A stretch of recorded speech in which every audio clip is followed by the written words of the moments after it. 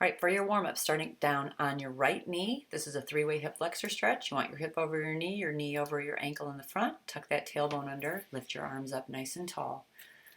We're going to hold each position for 10 seconds. So also making sure that you're breathing. You're going to drop your left arm, push your right palm up and slightly over, again, making sure you're breathing. Fingertips lightly behind your head, elbows to the back, and then rotate to your left. You want to keep your hips and knees forward as your elbows stay back.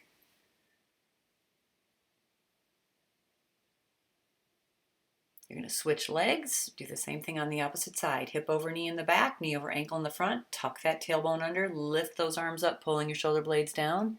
Again, bracing that core, breathing. Drop that right arm, push your left palm up and over, again holding each position in this three-way hip flexor stretch for 10 seconds. And then fingertips slightly behind, elbows to the back wall, rotating to your right. Hips and knees stay forward, your elbows stay back.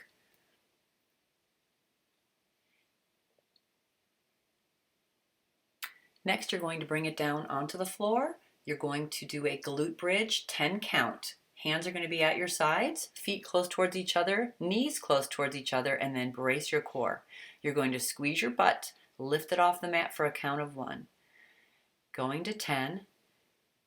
As you're doing this, you want to make sure that you have your core braced, so that means rib cage pulled towards your hips so that you're not arching your back.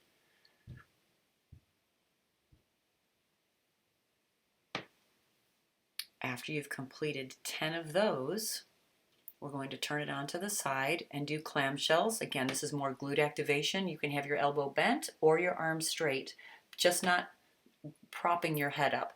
You want to have your hips rolled forward and your knees are going to open. We're doing 8 count of these. Your ankles are kind of in line with your spine. You want to make sure your low back is not moving at all. It is not about how big you open your knees. It's about locking down and activating that glute muscle right under your hand. 8, and then switch, lining yourself up the opposite side. Again, ankle bone, spine out towards your fingertips, keeping your back locked in, only opening as far as you can go without that back rolling backwards. 8 total.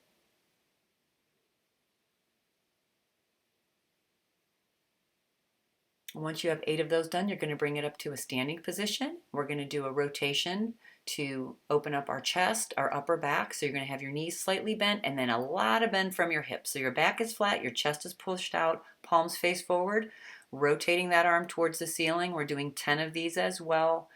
Keeping your hips and knees forward as your upper body rotates. Follow your hand with your eyes. 10 total of these.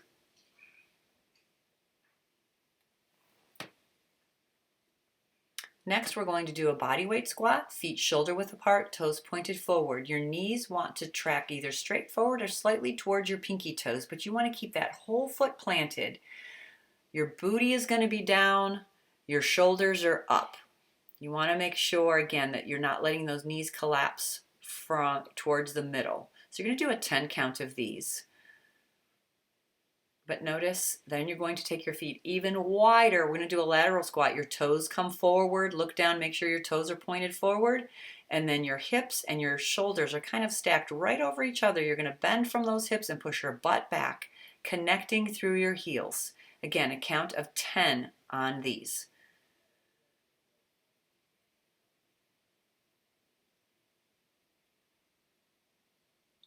Then we're going to do knee hugs. You're going to stand in place, grab that lower leg and pull it in towards you. So you want to grab low and then pull high. Think of it as a 2-step process. We're doing a 10 count of these as well. Grab that knee and give it as good a tug as you can, but stay tall. And then don't let the heel that's on the ground come away from the ground. So you don't want to let that foot disconnect. After that, you're going to do a quad stretch. So reach back, grab your foot, and pull your heel towards your butt. Try to line those knees up together. If you cannot grab your foot, that's fine. You're going to reach back and just tap your heel of your shoe or grab your pant or your sock. 10 of those. Then you're going to switch to a hamstring activation and stretch. Your arms are starting straight up and then you're reaching across for the opposite foot. The goal here is to keep your knee straight, and again, keep that foot on the ground. Notice the straight back. You're not bending your knee and you're not bending at your back, and there's no reason that you have to touch your toe. You just want to stay straight up. And then you're going to give me a high knee jog or just a regular jog. We're going to do about 15 seconds here. If you don't want to jog, you can do low impact marching. You pick.